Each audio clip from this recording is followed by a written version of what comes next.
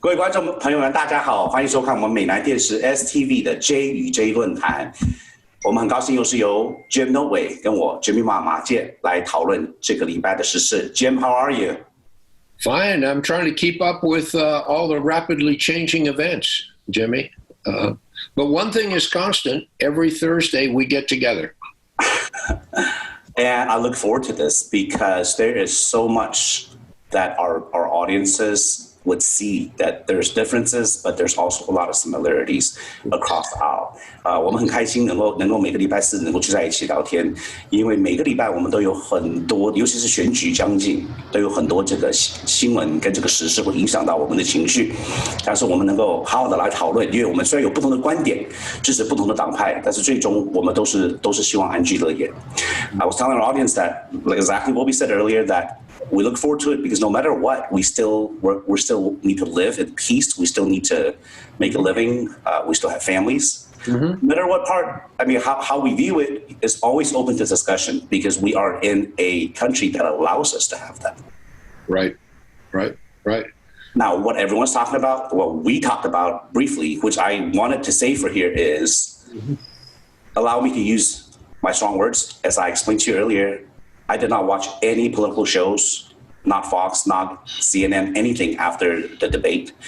Everything I feel now is from what I watched, what I saw live, and I feel the same way. I don't know what the pundits are saying, and I don't really care. I don't look at this media because it's according to the party colors now. Mm-hmm. I'll tell you right now, it's a disgrace. As an American, I'm embarrassed. I am not surprised. A little bit surprised how it dealt here. I think Mr. Wallace has a lot to shoulder, that there's a part of this on him. I think without even getting into the policies, which we didn't even hear much, or the accusations, just by, if you mute it and watch it, it's embarrassing. Even my kids say, what is this, kindergarten arguing? 我们中国人有一句话叫泼妇骂街 OK， 这小孩子在吵架真的是很丢脸。我们看了这个所谓的这个两个总统的候选人，我在美国这么多年从来没有看过一次这个候选人是这样子低级低俗的在吵架。And Jim, I don't know how you feel about it. Could you tell our audience a little bit? What did you see? Or how did you feel, first of all? Well, I felt very, very disappointed for a variety of reasons. To summarize it and to agree with exactly your conclusion before we got on the air here, I think we all lost. I think Mr. Trump lost, Mr. Biden lost, and most importantly, the American people lost. We lost now, and if this is an indicator of what's to come the remainder of the election season, we lose in the future. And I can go into why I think each of those, but the whole debate did not reflect well on what should be the objective of a debate like that, which is to provide more information to people who are yet to make a decision, to provide clarification, to provide new information, to maybe persuade people either side. What I think happened is, and to your question about what the pundit said afterwards, almost all of the mainstream media came out and said Mr. Trump lost and Mr. Biden won in effect, and I'm going to use my words, not theirs. He won by default because Trump lost. I'm not so sure that was the case. However, I do think that what did happen was both Mr. Trump and Mr. Biden appealed to their bases and shored up their relationship with their bases, but there was very little opportunity for somebody to move back and forth. And the terrible irony of that is the way that the country is so polarized, the very small number of people in the middle are the ones that are going to make the difference in the election. And the key to winning the election is persuading the people in the election to come to your side. And I don't think there was very much of that at all. If anything, If somebody had been undecided, I think they were disgusted with both candidates, and they may stay home and not vote at all. And that would be a very sad outcome. I hope, I'm not sure this is going to be the case, but I hope this is a learning experience for everyone involved, and that the next debate, the next presidential debate, will be a more civil and constructive affair. But we'll see. I think this is indicative of the entire campaign, however. And so from that standpoint, I wasn't surprised. I'd like to state and clarify for our audience and for both of us that our show's main audience are Chinese Americans, Chinese speakers. A lot of them did not grow up here.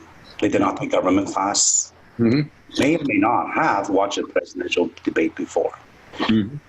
We do know that throughout your time and my time, maybe at least 10 debates, 20 debates for you, 20 years, 25 years of debates for me, 40, 50 for you, is never dealt at this point. We could agree on that, right? No. We agree that it has never been this ugly, there's no human decency. Do we agree? Can we agree on that? Okay. We're not putting blame on anyone. Could we agree that this is ugly? Yeah. Could we also agree, which I could tell, that there's a strategy. On one side, there's a strategy, and I see where the strategy goes. Like you said, appeal to your base.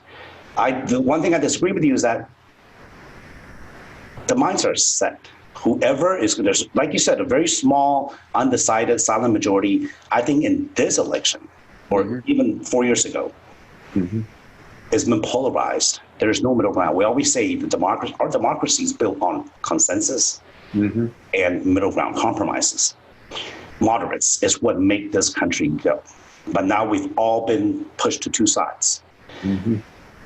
We also could agree that we talk about this so that our audience can understand some of these issues from both sides, and to also see that there's solutions, that there's a lot in common.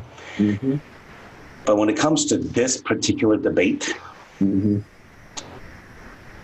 without going to policy, okay, without going to detail, because one side supporters are going to already say, hey, well, he got his point across. But just based on the demeanor and cutting off somebody for the Fox News, I mean, Wallace is from Fox. He should be unbiased. When both sides, both campaigns agree to perimeters, to 2 minutes each, and when one side repeatedly breaks that, to talk over somebody else, to not allow, and to resort to insults, name calling, nonstop. Like I said, you can mute it and just look at the body language and the action. Like my kids said, this is embarrassing. What are they arguing? Are they fighting? It's like, this is not America. And what scares me is, I don't know if you saw this, our allies in Europe, the ones traditionally that are our allies, are disappointed and fearful because they look to us as a leader. Okay, we have morality. Our country has always been leading the world in doing what's right first. Our allies are worried, are distractors, the ones that want to see our demise, which is a lot of it's China. Do you know what the China press and the public is saying on Weibo? They're celebrating. They're saying this is the decay of American democracy, that they support President Trump. They want him to win. You know what they call him? Who is they in your sentence, Jim? Pardon me? Go ahead. Who is they in your sentence? China. Okay. They call him Dong Wang, the know-it-all king, because he knows it all. I always thought the enemy of my enemy should be my friend, right? Well, and if the friends of my enemies, if they're supporting him and they're clapping for him, these are hardcore communist supporters that believe that they are supporting him because it's better for China. Could you believe that? And our allies, French, Europe, they have said, this is public record, that they're so disappointed, they're fearful, and they cannot trust our system anymore, no matter who wins. Because I agree, Biden had to respond in that way, which doesn't make it look any better by calling him names. But the fact is, we both know who started this ugliness. However, I'm going to give you a chance to talk about it, because I know my friends that support him will say the same. Well, he got his point across. He did not condemn white supremacy. This is his strategy. It worked 4 years ago, attacking Hillary. It will work again this time. He won. So why would he change it up? And he's always been like this. So why does it matter? We already expected it. Yeah, yeah. It was very clearly I won't say it was a strategy. I think it was more of a tactic to keep Mr. Biden off base. Mr. Trump went in with that objective to behave that way. And that style was how he won the primaries in the Republican contest in the spring of 2016.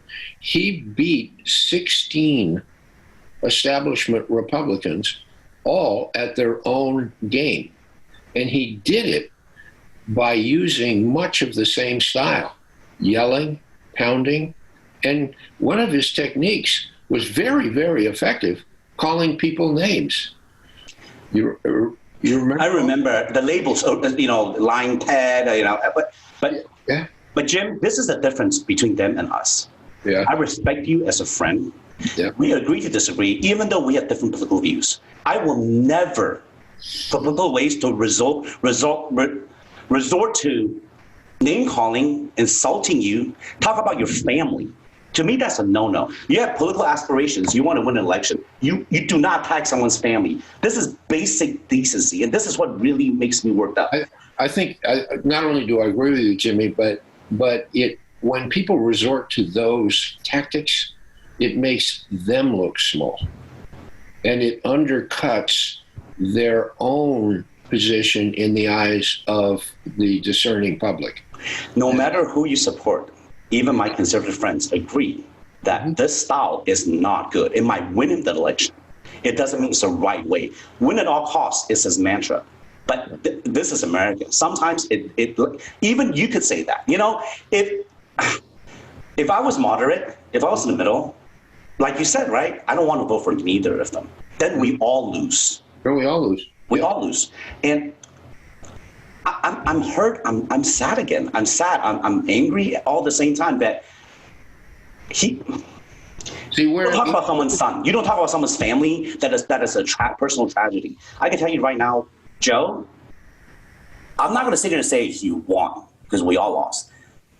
You could tell he's hurt. He looked down. He admitted it. He admitted his son has problems.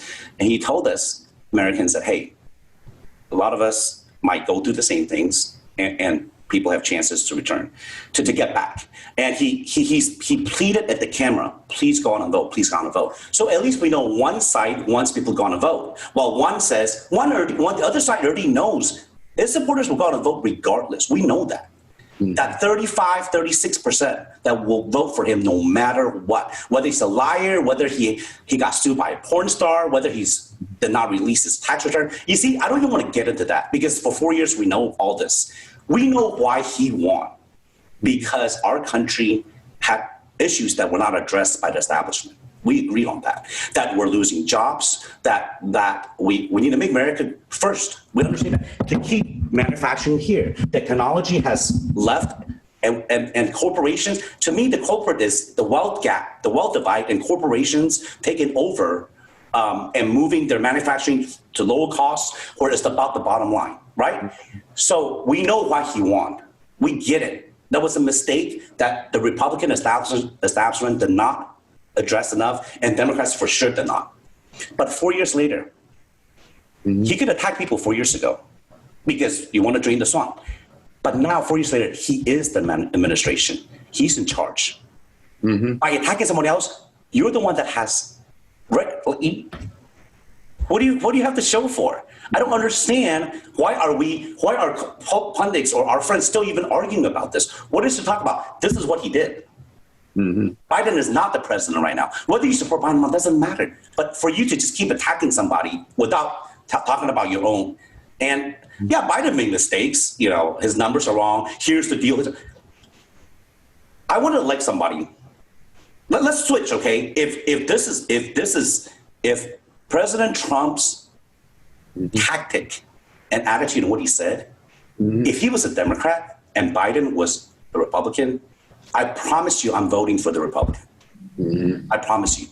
Even if I don't agree with the policies, just by seeing the way, like you said, right?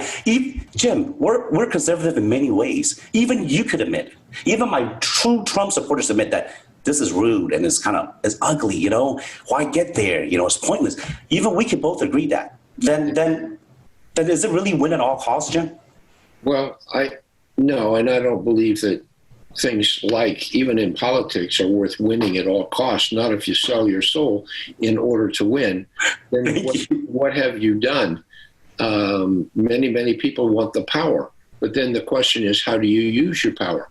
Do you use your power to enhance the greater good, or do you use it to take care of yourself and your friends before everyone else?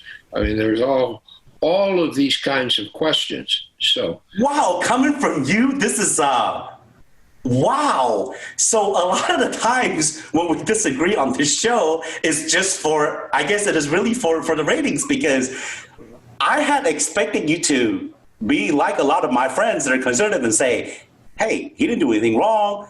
This is how he is. You know, Biden is the one that's doing this and that. Like, you were very fair, and I'm very appreciative. I'm actually shocked because you could easily just say, hey, no matter what, he did the, you know, what he's supposed to do. It works. So no, you could have easily said that. And there's no one else, nobody could disagree with that.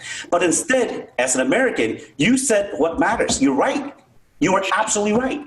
You should be using your newfound power, your newly gained power for the greater good, whatever you think your priorities may be on behalf. The only surprise I have is that you're surprised that I would say something like that, but we'll get to that later.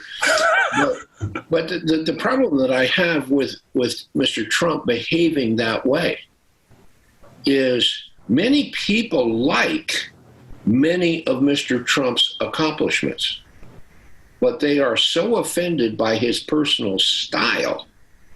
They say, I don't like Mr. Trump. I won't vote for him. And so therefore they default to Mr. Biden. And the problem I have many problems with Mr. Biden. The most important problem I have with Mr. Biden is he's not strong enough to be the leader of the free world. He's an old man that's losing his mind, literally his memory and literally his mind. Does debate prove that? Do you think the debate proved that? Well, I think they did. He did better than most people, including me, thought that he would do, but he did not do good, and he did not do well enough. Now, here's what I mean. The fear I have with Mr. Biden is that we don't know who is behind him. It's not Kamala Harris. Somebody helped him select Kamala Harris. This is like the Wizard of Oz. We don't know what's behind the curtain. I don't know that if he is elected, that he is going to be able to serve out his entire term. I don't know on what basis he's going to make policy decisions.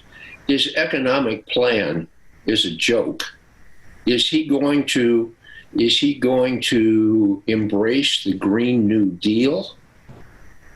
I can tell you, if you want to destroy our economy, the first thing that he wants to do is to raise taxes.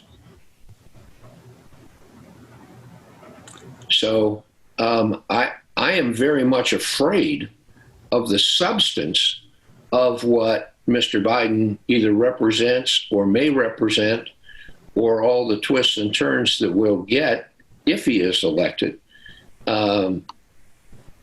So I'm left with, and like many people are, with great dilemmas here. But many of the things that Mr. Trump has done have worked reasonably well, and he like any leader at the time got dealt some difficulties, including when he first came in, including the pandemic, everything else. Has that been executed well? No. There's been a whole parade of mistakes, controversies, all the other things, but there's a tremendous amount of blame to go around all up and down the political spectrum. And I think people are still making mistakes. And the biggest mistake on the pandemic is the uncertainty, which everyone is dealing with right now. Uncertainty about the virus itself, uncertainty about the economic consequences of the virus, uncertainty about the social unrest, and where are we actually going to be with any kind of vaccine coming along. We don't know those answers yet. And somebody or some country as sophisticated with the resources that we have here should have been able to make some of these distinctions and decisions a lot better by now. Oh, I don't know where to start. Okay, let's talk about this. Everything you said about economic plan, about Mr. Biden's age. As a Chinese American, 我们中国人有一句成语叫做敬老尊贤. I know in the Chinese culture, you know in the Chinese culture, we respect our elders. Mm-hmm. Mm-hmm. Chinese culture, Chinese 中国人的文化, we have 5,000 years of history where we always know. Compared to other cultures, we respect our elders. Mm-hmm. It's ingrained in us, right? It's. Mm-hmm. Joe and Trump's age is not that big of a difference. I still don't understand. In just sheer mathematical age, they're only 2 or 3 or 4 years apart. But why do we keep attacking Joe's age? Remember, he has not been president. This is not his administration. This past 4 years is not on him. We always agree that America is great is because we have balance. When it swings to one side too much, it comes back, right? Mm-hmm. And we compromise. We have to be moderates on a lot of things. Mm-hmm. But how is this moderate? Why can't we give Joe a chance to do something about it? And if he doesn't do it in 4 years, we'll go back to a viable candidate from the other. Let me give you an example of why I'm so suspicious. Can I respond to what you said about economic plan first? You claim a lot of things. Biden had already pledged that no new taxes on all incomes under 400,000. Now, I understand some of us, if we're billionaires, I have no doubt we should be supporting Trump if we're billionaires because we'll benefit. But if we're like a classic middle class, like most of our audience, like most Americans are, because 400,000 is a lot. It's not really middle class, but 400,000 or lower, no new taxes. That's one. Second, what is behind Biden? This could apply to Trump too. We have a two-party system that is ingrained with lobbyists and donors and corporations, okay? We know that. Now to attack Biden over this, can we flip it around and talk about Trump? But we don't. Because even without all this conspiracy theories coming from Breitbart or QAnon or Fox, we're glossing over like, oh, the pandemic, yeah, there was execution problems. Could you imagine if this is Biden or Obama in office? We wouldn't vote for them. We wouldn't even be sitting here talking about it. They need to get out of the office. They made a mistake. As Americans, why can't we just take out the political stuff and say, hey, this guy, his attitude during this debate, cutting people off, he supports white supremacy. We already know that. It's so easy for him to just say, hey, stop it. Don't vote for me. If you're racist, don't vote for me. He tells them to stand by and stand down. He alluded that if the election doesn't go his way, there will be problems. This is hurting the basis of our democracy, period. Whether he's a Democrat, Republican, Independent, Green Party, it doesn't matter who he is. When you do that, it hurts us. Like you said, it hurts us. And if you cannot vote for Biden, that's fine. But it's not fine if we're still attacking Biden when we know what Trump has done. To gloss over his mistakes, to make it seem like it's not a big deal. Oh yeah, a lot of people died. 200,000 died. Oh well, he didn't execute. It's a political system's problem. I don't think that's fair. I cannot. Like I said again, even without knowing because they really didn't get into their plans. Mm-hmm. Trump didn't need to. He won by attacking, making names, labeling, talking about your family. That's it. Biden didn't even get a chance. Maybe if he Maybe he did, maybe he didn't, maybe he wanted to. But to attack him saying he's old, that he might die during his term, what does that have to do with the current situation, the issues we have right now? What does it have to do with Trump's, like you said, in your words, his style, his attack, mudslinging? It's a disgrace. It doesn't look good for us, no matter who he is. No, you're right. I don't care how old somebody is in terms of number of years of age. Yes. I care how old their health actually allows them to be. My problem with Mr. Biden is he shows his age. He can't string together 3 sentences very consistently. He can't because Trump cuts him off every minute. Even when he's talking alone. Believe that. Anyway. I'm not going to sit here, and I have grandparents. I have parents. I think that I'll refrain from saying anything. I think that's very unfair, and I cannot believe that that's the conservative pundit. Fox just keeps saying he's old. I don't. Are they gonna bring up his birth issues now, like President Obama did, like what they did? Like, is he born in America? Is he? It's nonstop mudslinging. Policy. Talk about policies. What are you going to do? What have you done? What happened under your administration? Let's talk about policy. Okay. All right. Let's talk about Texas. Let's talk about the petroleum industry. Biden says he's going to back the Green New Deal. He disavowed that during the debate, but he has said before he's going to talk about the Green New Deal. The Green New Deal plans to eliminate the entire petrochemical business. That'll hurt us so bad in Houston.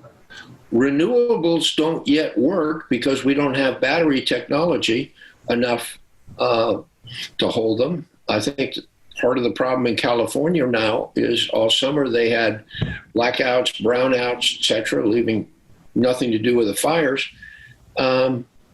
We still need the petrochemical industry. Natural gas is by far the cleanest burning fuel. If everybody in the world burned natural gas, our carbon emissions would go way, way down. Economic development would accelerate. China burns a lot of coal. Brazil burns a lot of wood.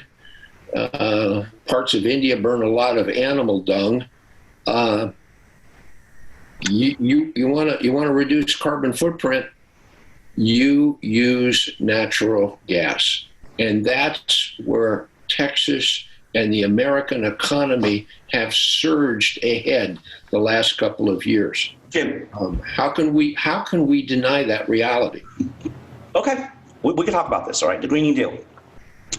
According to what you just said, which we both agree on, both parties are entrenched because it was a two-party system. We know there's a lot of lobbying, a lot of corporations behind it, right? Corporation money, right? We know Biden's been around, okay? We know Trump's been around. I live in Houston. We're from Houston, Texas. We know how bad it will hurt us. So because we want to keep jobs and keep this industry going, which would benefit us financially, we will disregard a narcissistic sociopath. We'll disregard his tax returns. We'll disregard his leadership. No leadership, where 200,000 Americans died that is avoided. 200,000 lives. We don't even want to get into the tax return. Tell me what president have not released their tax return except for him? Why is it with him we could find every excuse justified for him? What? He's not conservative. He does not represent Republican values. He's not even Christian. I'm sorry, I'm not toward you. My frustration is toward him and toward our audience. The show, I mean, I thought I would not be worked up, Jim. I apologize. 2 days later, I still am. Because I cannot believe that we want to talk about these industries and renewables and green energy and taxes. And so all of that would matter more than someone that is a liar or cheat, that has lied consistently, has been proven to be a liar, that is a racist, that cannot have a coherent thought. You're talking about health? Trump went to the VA. He was sick. They hide it. And you know something? I don't understand Democrats either. What are they doing? Like if this is a Democratic president, if Trump was a Democrat, which he was before, you imagine what the other side would do? There would be riots. He will be impeached for sure. But when it turns around, like Democrats are weak.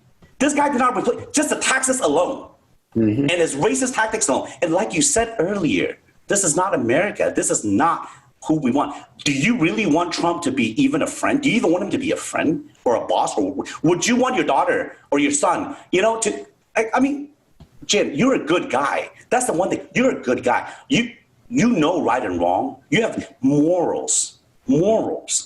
This man has no morals. I cannot sit here and attack Joe Biden or whoever candidate is, well, this other side of someone. Why can't we have a better Republican candidate? I don't know what the Republican Party are doing. I don't know how he hijacked it. This is the problem.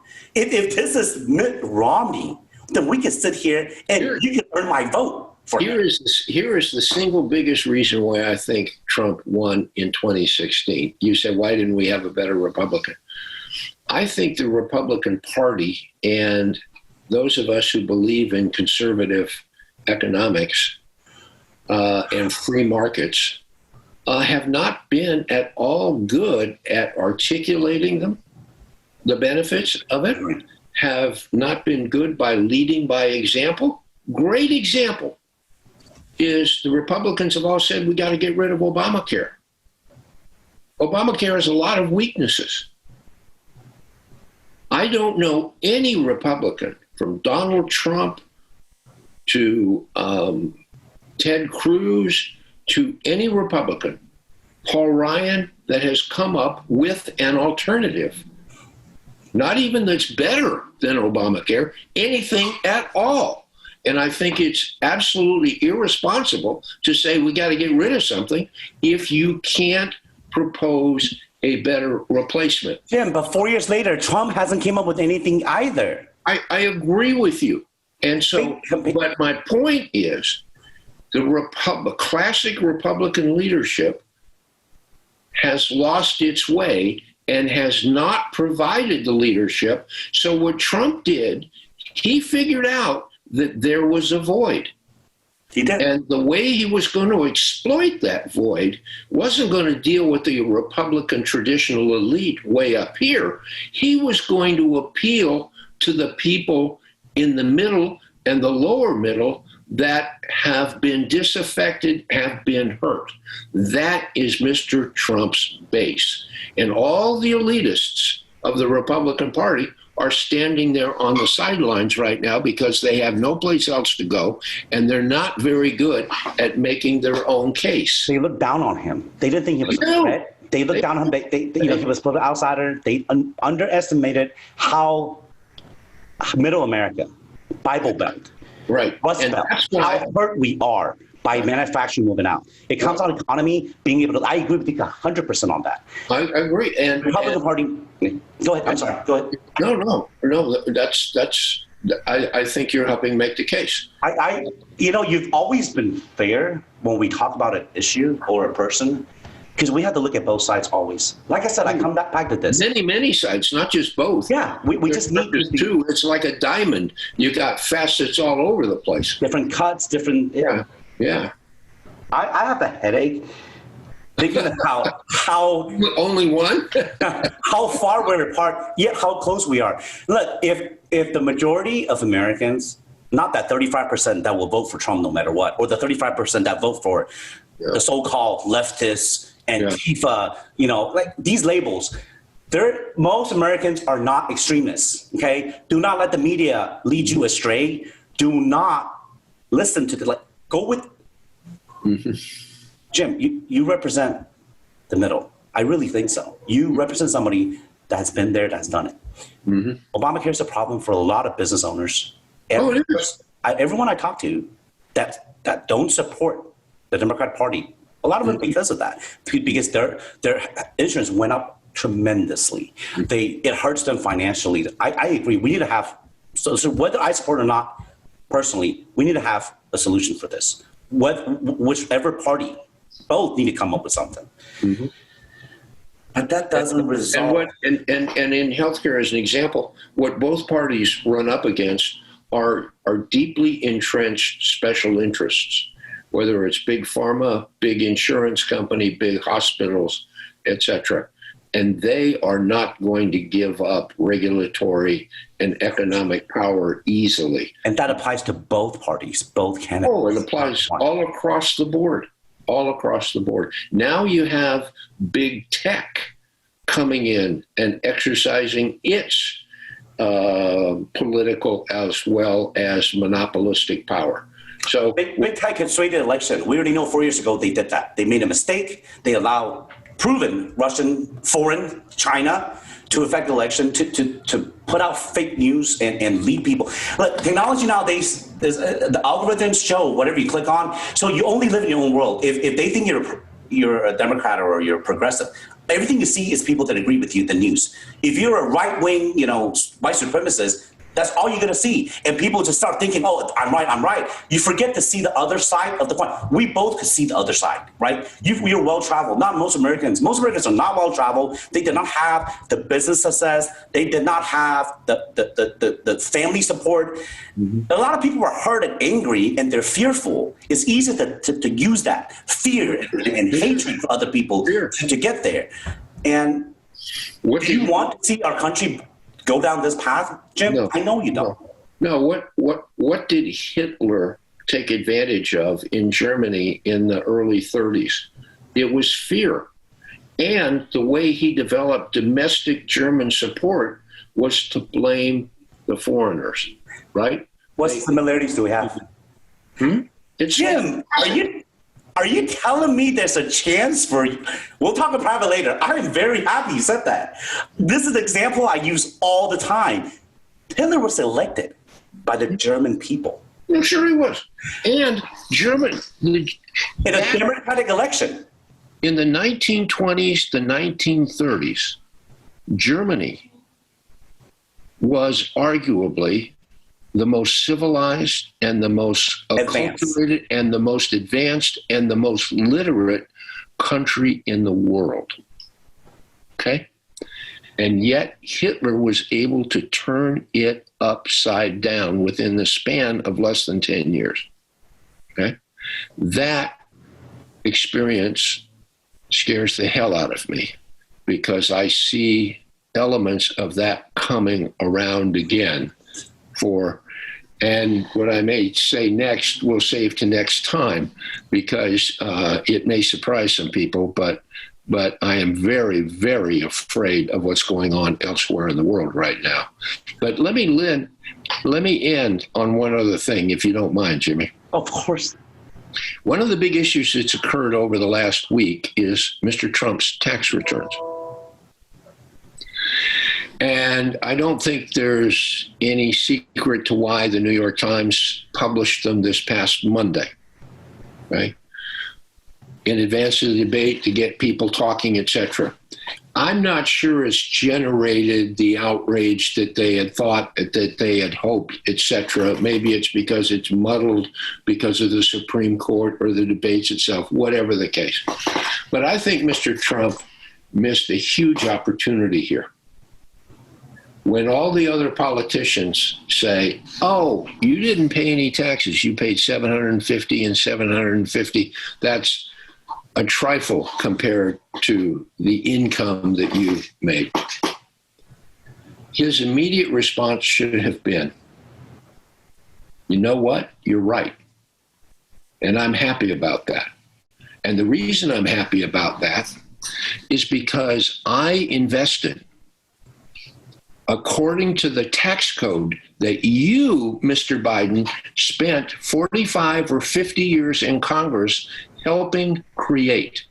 You created a bunch of tax incentives that I followed through on to create tax shelters. And so I did what you and the other traditional politicians designed the system to accomplish. End of story. I am actually mad at you because that's exactly what I was going to say. As someone in investment banking, someone that trades, someone that gives financial advice, as somebody that owns businesses. Yeah. I go according to IRS rulebook. I pay professionals and I spend time to find ways where it's not tax evasion, it's tax deduction legally. If I was good, if my time was good. It's called avoidance, not evasion. It's not evasion, it's avoided. It's legally, you're a successful business owner. Perfectly legal. I read all of the New York Times activity. He didn't do anything illegal. He did not. Not only do I think it's all legal what he did, from what I could see, okay, there's a whole lot you couldn't see, but from what I could see, it was not only legal, but very well documented. But Jim? Yeah. His mistake was, why did he hide it for this long? That's one. Second is, like you said, his response was wrong. But thirdly, most importantly, is this. It's about morals and integrity. Well, as the president, you have a higher standard than us, especially somebody that has history like him. I think there's a different reason that he's holding back. Here's what it is. You want to line us? No. Line us. I want to know why. There's two kinds of losses. Okay, you don't pay tax when you have losses that offset incomes, right? You have revenue, you have expenses, you have income, and you could have losses that reduce the income further. Then you pay tax on the income that's left. Correct? Okay. Very simple. But there's two kinds of losses. First, there's the tax deductions like accelerated depreciation, recapture, all those other goodies that are designed to attract special kinds of investment that the swamp in Washington has actually created. Jimmy Carter, way back in 1976, called the U.S. tax system a disgrace to the human race. And it's even worse now than it was then, 50 years later. But the other kind of loss are real losses. When you have a business that isn't succeeding and you keep putting money in. The kinds of assets that Mr. Trump has, I believe, across the board, and the New York Times made a point of this without saying this explicitly, many of his assets are consuming cash. And so what he's doing is taking good assets and reducing their value and his net worth to pay into the ones. The golf courses in Florida, in Scotland, some of the hotels around the world, including in New York. The Washington Hotel, apparently he spent over $50 million carrying that, even with all the benefits that have occurred there. Some of the deals just haven't worked, and he doesn't want to have those exposed. But so that's a theory, but we don't really know. Even if that's true, there are allowable losses. They're depreciating assets. This getting the details. We're not CPAs, but we know. We know how to work taxes to our advantage. We have to. It's a part of the skill set to be a business owner. Mm-hmm. That's one of the basic minimum requirements. So I'm not doubting that. Even I agree. Like I, from the beginning, said, "Hey, successful business owner." But the question is, was he successful? First. Second, does that justify our morals, our integrity as a leader of the free world, as somebody that's supposed to be someone we look up to? Is this what we want? Because does this apply to Democrats? Imagine if this is Biden or Obama or Clinton. Think about the fear that it would create. Double standard. We cannot have double standard. I think Biden and Obama have legally made a great deal of money since they were career politicians. And they've both been out of office the last few years. How does Obama get the ability to buy a huge $5 million mansion in California? Every president has speaking fees and book deals. Yeah. So they're making money. I want our presidents to make money when they're done, not while they're in power, like Trump has. I hope our presidents have a good retirement where they don't sell out or get paid by special interests. Yeah. Even now, we're attacking President Obama 4 years later. Even now, we're talking about President Clinton. 20 years later. This is ridiculous. The far right, the extremist right has to stop this. It's not double standard. We're talking about Trump, who is in power right now, in his tax returns, about his morals, about his integrity, about his lies, about the 200,000 people that has died unnecessarily, about him blaming everybody else but himself, about taking responsibility and having accountability. There has to be accountability in our government.